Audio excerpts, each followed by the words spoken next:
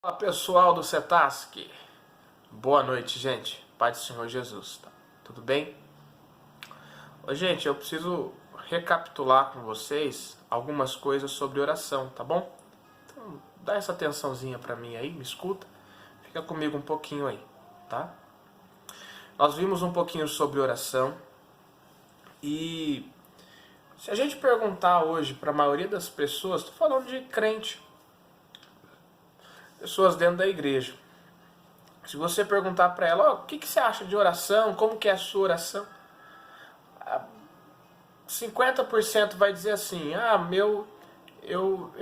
oração para mim é você pedir algo para Deus. Os outros 50% vai dizer assim, não, oração para mim eu gosto só de agradecer. Eu gosto de agradecer a Deus pela saúde, pela vida e por aí vai. Não que esteja errado nenhuma nem outra, mas eu quero ampliar a tua visão sobre o que é oração, ou sobre tipos de oração. Porque a oração não é você simplesmente pedir, e a oração também não é simplesmente você agradecer. E tem muitas pessoas hoje que vão orar, e a oração da pessoa, ela tá ali orando, que quando ela vai ver, ela orou só 5 minutos, 10 minutinhos. E aí no seu pensamento ela fala, puxa vida, eu não tenho o que orar. É sério, gente, tem pessoas que já me procuraram, falando, pastor, olha, eu não sei o que orar, eu não sei o que falar para Deus. Então eu acredito que esses tipos de oração, essa metodologia de oração vai te ajudar e vai fazer com que você possa ajudar outras pessoas. Gente, escute o que eu vou dizer. Eu não conheço ninguém que consiga ser firme e constante que não ora. Gente, escute o que eu vou dizer. Se você deixar de orar por um dia, você percebe que você deixou de orar. Se você deixar de orar por uma semana, a tua esposa ou a tua família que convive com você vai perceber que você deixou de orar por uma semana. Mas se você deixar de orar por 2 semanas ou mais, vamos colocar aqui um mês, sabe quem vai perceber? Todo mundo.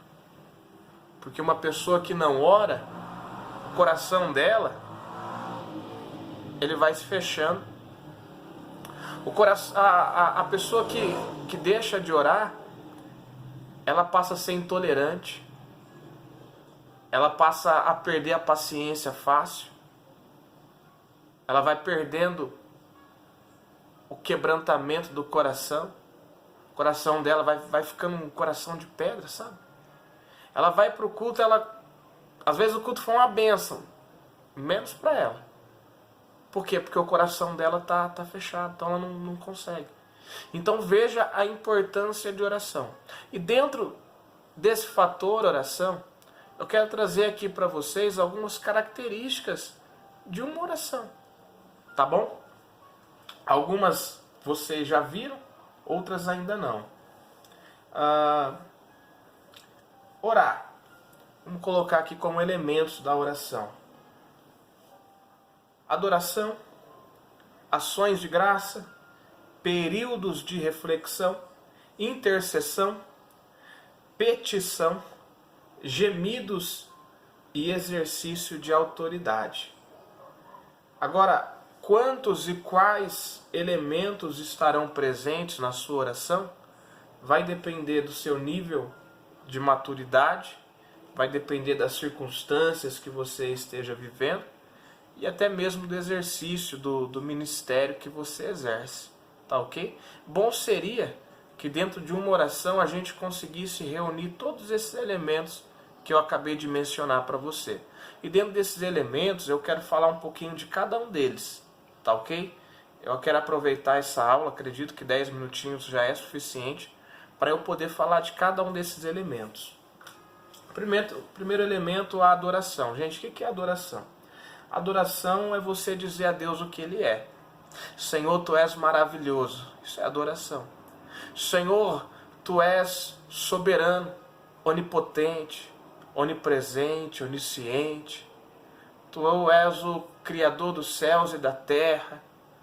Tu és o Deus da minha vida. Tu és bom, a Tua misericórdia dura para sempre. Isso você está adorando a Deus. Amém? E a adoração, gente, é quando você entra na presença ali no ambiente de adoração, né? No ambiente de adoração. Porque na presença de Deus você já está, sabia disso? Não tem por que você dizer assim, Senhor, eu quero entrar na tua presença, mas só entra na presença de Deus quem saiu dela. Compreendeu? O Espírito Santo continua aqui, eu continuo na presença de Deus, então eu não preciso falar assim, Deus, eu quero entrar na tua presença. Não, Senhor, nós aqui que já estamos na tua presença, queremos te adorar. Queremos te agradecer e por aí vai, adoração. E não tenha pressa, gente. Não tenha pressa de dizer os atributos do Senhor, de dizer o quão bom e quão generoso, maravilhoso Ele é. Não tenha pressa.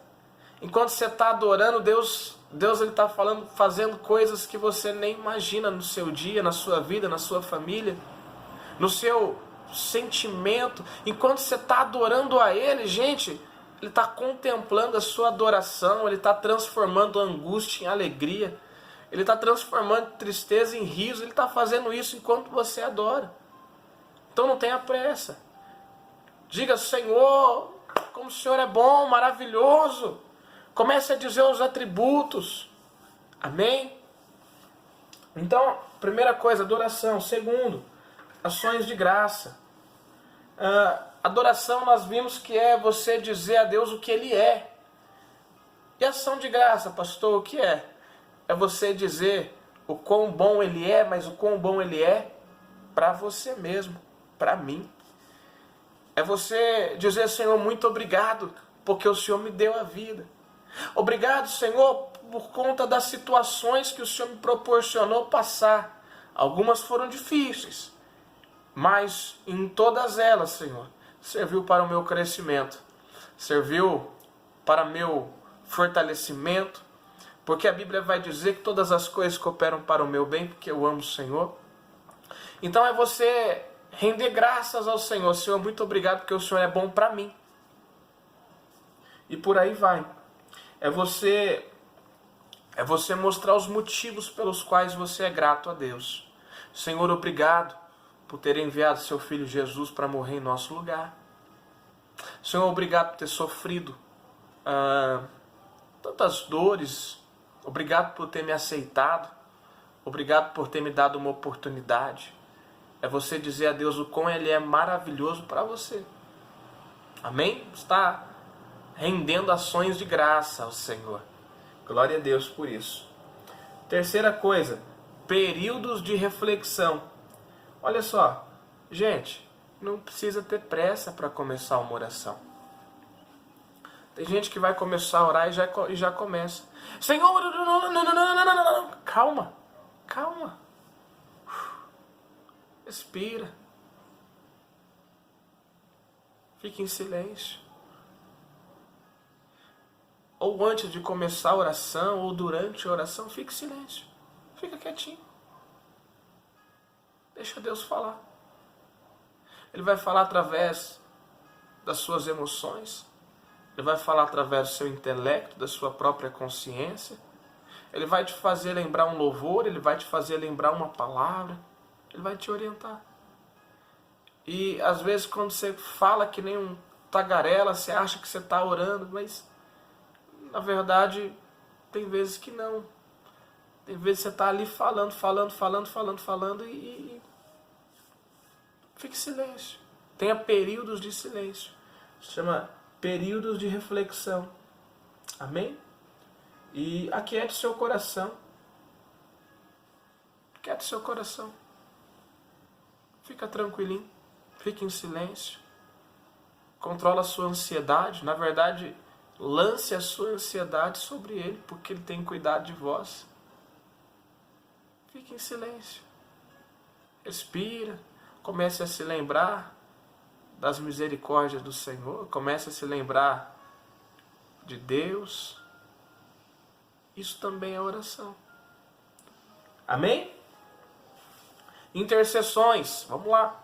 Estou falando de elementos que deve ter na sua oração, ou que deveriam ter na sua oração. Amém? Intercessão, gente.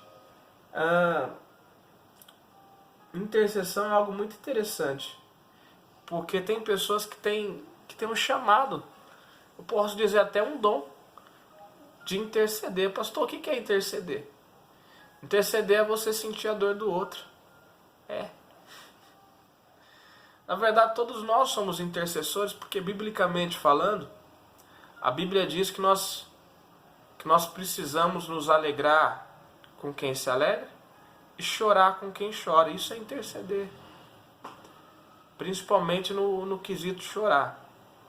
É você estar no seu quarto de oração, no ambiente que você esteja orando, e você se colocar sentindo a dor da outra pessoa. E você dizer: Senhor, salva o meu pai, salva a minha mãe. Senhor, alcança fulano, ciclano. Senhor, alcança ele nesse momento, tira ele dessa dificuldade. Senhor, que se for necessário mesmo passar por essa dificuldade, que ele possa sair mais forte.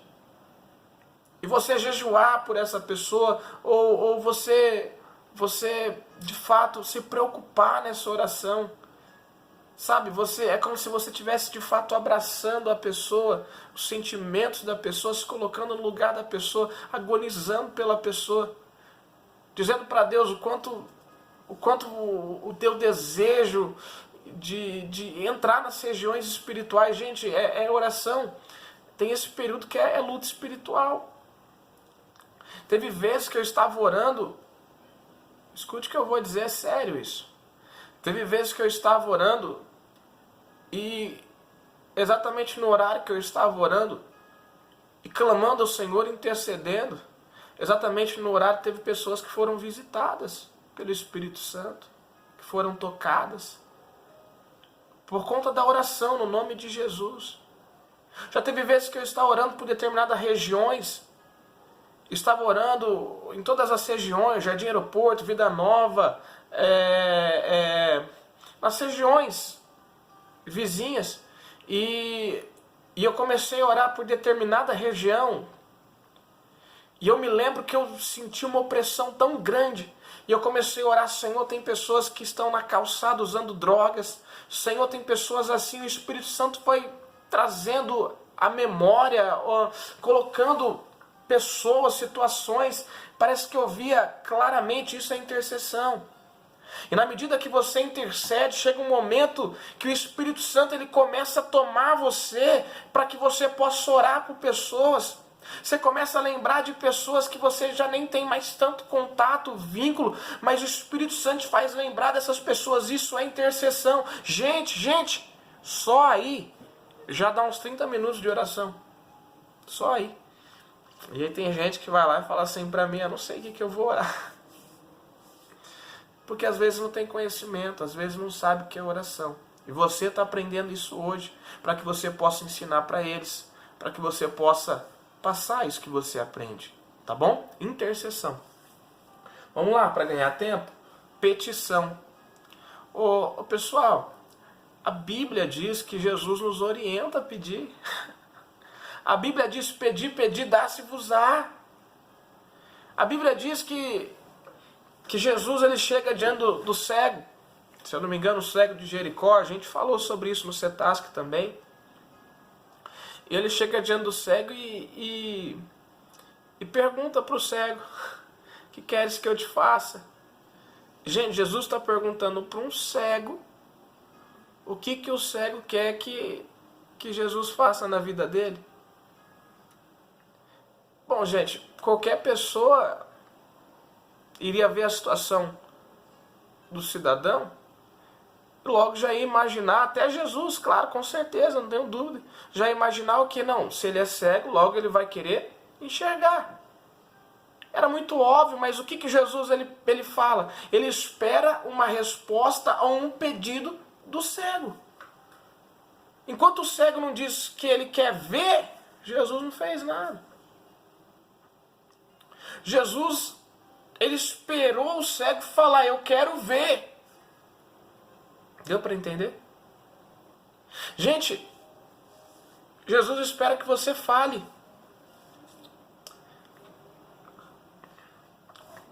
Lembra da mulher do fluxo de sangue? ela toca em Jesus, sim ou não? Ela toca na orla do vestido de Jesus, da túnica de Jesus. E quando ela toca, logo Jesus percebe, saiu virtude de mim. Jesus poderia ter apontado aquela mulher. Falou assim, olha, foi você que me tocou, eu sei que foi você. Não, mas Jesus ele começa a olhar a multidão e fala assim, alguém me tocou. Ele esperou aquela mulher ter uma reação, dizer, Senhor, fui eu que te toquei. Fui eu que te toquei. E aí logo depois que ela fala, ela se prostra, reconhecendo, adorando ao Senhor Jesus, e logo que ela adora o Senhor Jesus, aí a Bíblia vai dizer que Jesus olha para ela e fala assim, olha, a tua fé te salvou. Quando ela toca em Jesus, ela foi curada. Mas quando ela se prostra diante de Jesus e ela assume que foi ela que tocou, ela adora Jesus, aí Jesus salva ela. Olha que palavra, gente. Mas isso só aconteceu quando ela expressou, quando ela falou com a sua boca. Ela teve que falar, mestre, foi eu que toquei. Ela se prostra, ela se rende diante de Jesus. Então, biblicamente falando, a Bíblia nos orienta a pedir. Quando Deus, no Antigo Testamento, ele chega para Salomão e diz a Salomão, Salomão, pede o que tu quiseres. E aí Salomão vai pedir sabedoria para poder entrar e sair, o povo, julgar o povo, melhor dizendo. Então, mas Salomão pediu. Então Jesus espera que você peça. Então pede. Pode pedir, não é pecado não. Tem gente que acha que é pecado. Não, eu só agradeço. Não, gente, não tem problema nenhum em pedir. A Bíblia diz que você precisa fazer com que Jesus conheça as suas necessidades. Embora ele já sabe de antemão tudo isso. Mas ele espera que você fale, que você conte a ele, que você compartilhe com ele, que você demonstre a sua confiança nele. E em muitas coisas ele não vai fazer nada, sabia? Como assim, pastor? Ele não vai agir, mas ele vai te orientar para que você possa tomar a melhor decisão, para que você possa fazer aquilo que tenha que fazer. E sabe a hora que ele vai agir? Quando for impossível para você, aí ele vai agir. Mas caso seja possível para você, sabe que você vai receber orientação, mas isso só acontece quando você ora. Petição. E agora vamos falar sobre confissão.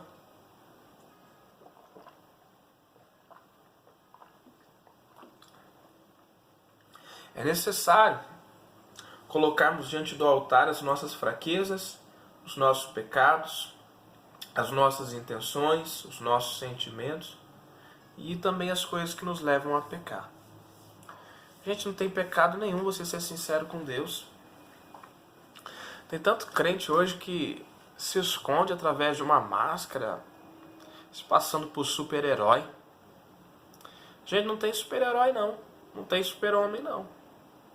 O que tem são pessoas que não confessam a Deus a sua fraqueza e se maqueiam, vestem aquele terno bonito, aquela roupa bonita, aquele vestidão bonito.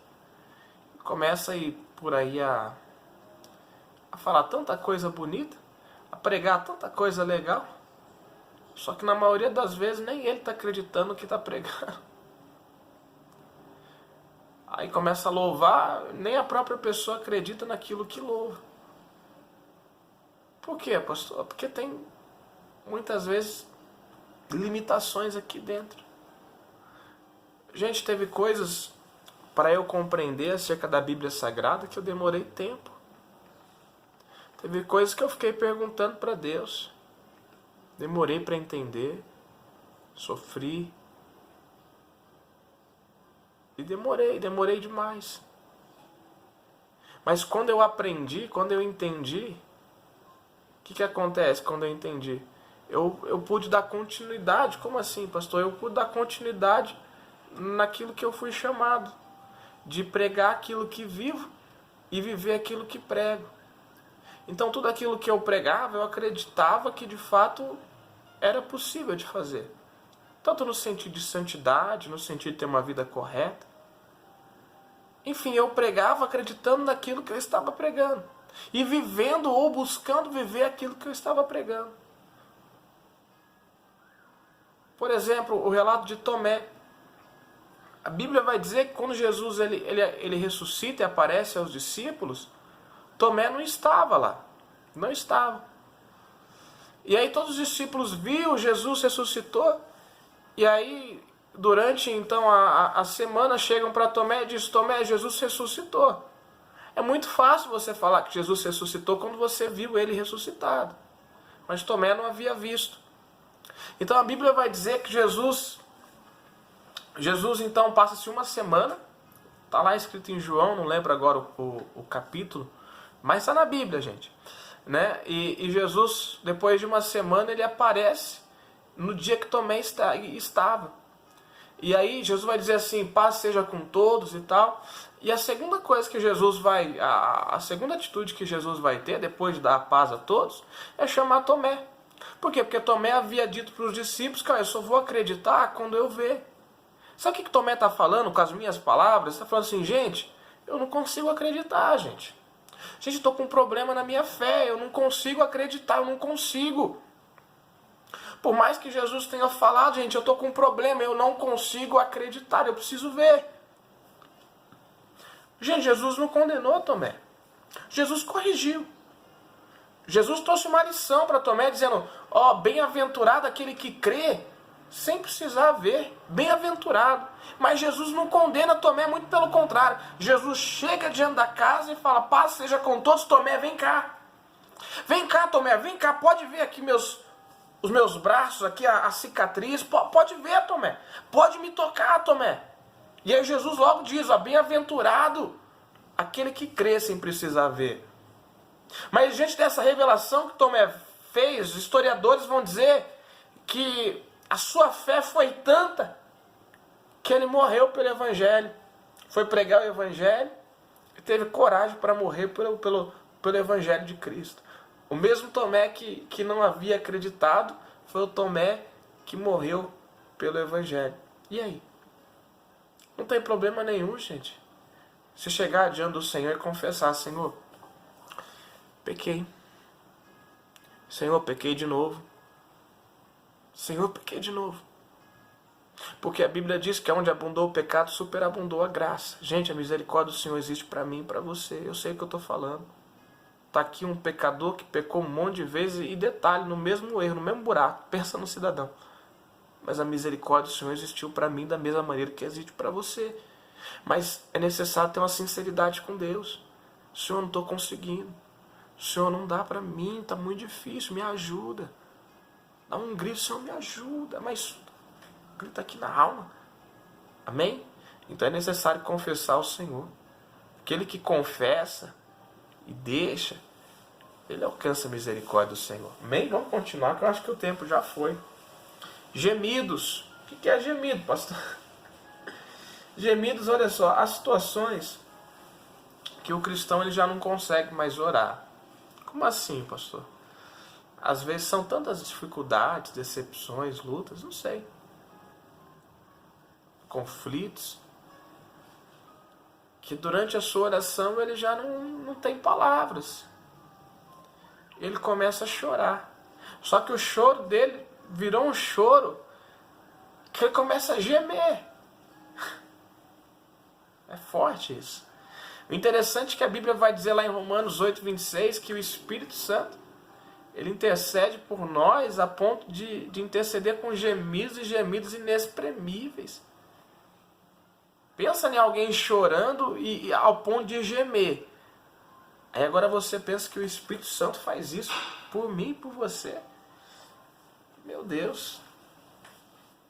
Meu Deus. Mas enfim, vamos aqui para a aula. Então isso também faz parte da oração. Chegar a um ponto de você chorar diante do Senhor. De você gemer, sabe? Na presença do Senhor. Deixa eu ver. Vamos continuar, né? Falamos sobre gemidos. E agora vamos falar aqui sobre exercício de autoridade. Olha, isso aqui é importante. Josué deu ordem ao sol e à lua. Está lá em Josué capítulo 10, versículo 12. E eles obedeceram. É muito forte esse exemplo também, né? Já pensou? Para, sol. Dá uma retrocedida aí. Para tudo. Já pensou? É forte. E eles obedeceram. Pode acontecer com que está orando, pode acontecer com quem está orando ser revestido por uma autoridade capaz de dar ordem às enfermidades, a elementos do mundo natural e até mesmo aos demônios. O que não pode fazer é dar ordens a Deus, isso não pode. Mas em momentos da nossa oração, o próprio Espírito Santo, ele nos reveste de uma autoridade tão forte, a ponto de que a gente começa a orar por alguém, ou por uma determinada situação, e de fato a gente entra em regiões espirituais e a gente ordena, fulano seja curado agora, em nome de Jesus.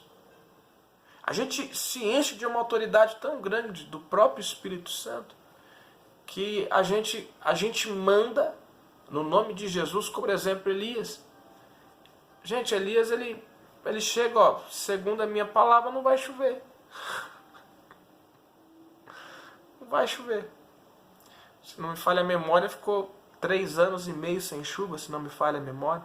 Mas enfim, ficou um bom período sem chover, por causa de uma palavra do servo do Senhor. Então há momentos durante a nossa oração que o Espírito Santo nos dá autoridade e nos dá um entendimento para onde a gente vai exercer essa autoridade. Há pessoas que estão passando por dificuldades, até mesmo enfermidades ocasionadas por espíritos malignos, sabia disso? E o Espírito Santo nos reveste de autoridade dizendo, espírito maligno, sai em nome de Jesus. E seja onde essa pessoa está, seja nos Estados Unidos, Canadá, no Japão, na China, na Coreia do Norte, essa pessoa é alcançada por causa que você orou. Meu Deus, gente, acredita nisso. Exercício de autoridade. Ó, só aqui já passou de 1 hora a gente orando. Você tem certeza que você não tem palavras? Você tem certeza que você não tem o que orar? Amém. Desenvolvendo uma igreja que ora. Preste atenção, estamos acabando já, tá? Olha só. Meu Deus, é muito forte isso. A maioria de nós estamos rezando e não orando. Por quê, pastor? O que é rezar? Gente, rezar é você fazer uma oração repetitiva, uma oração que já está, já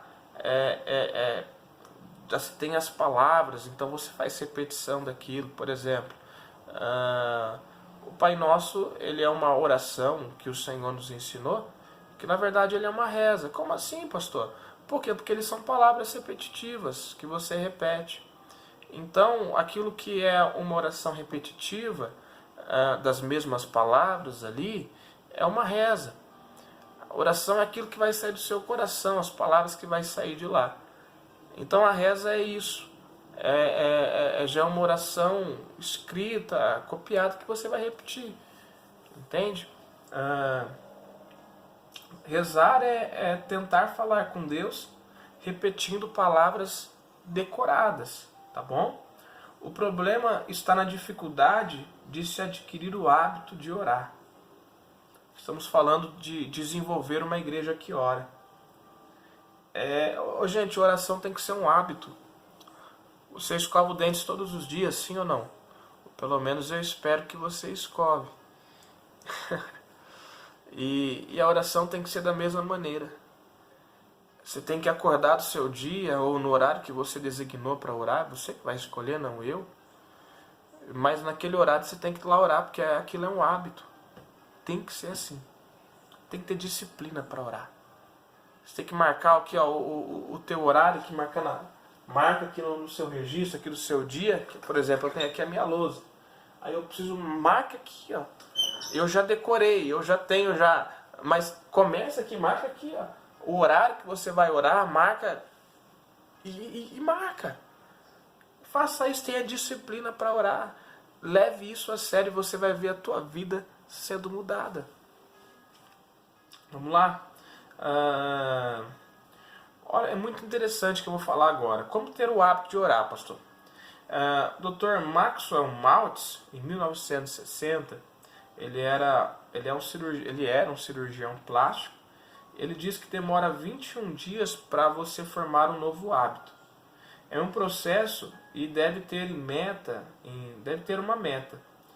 A meta essa que é criar um hábito de cada vez e planejar as etapas específicas sobre como conseguir consistentemente esse objetivo diariamente. Hoje, a ciência com pesquisas clínicas alega que é preciso em média 66 dias para algo tornar-se um hábito. Então, de acordo com a ciência, você vai ter que ficar 66 dias fazendo o mesmo processo de oração, no mesmo horário, e você tendo lá e vai, todos os dias, durante 66 dias. Depois de 66 dias, pastor, o que vai acontecer? Você vai fazer algo que você nem vai precisar mais ter esse relatório escrito. Mas se quiser continuar, também continue. Mas já vai ser um hábito para você. Você vai fazer aquilo espontaneamente. É mais ou menos assim, eu preciso fazer. E de fato você precisa. Gente, às vezes a gente não leva a sério a oração.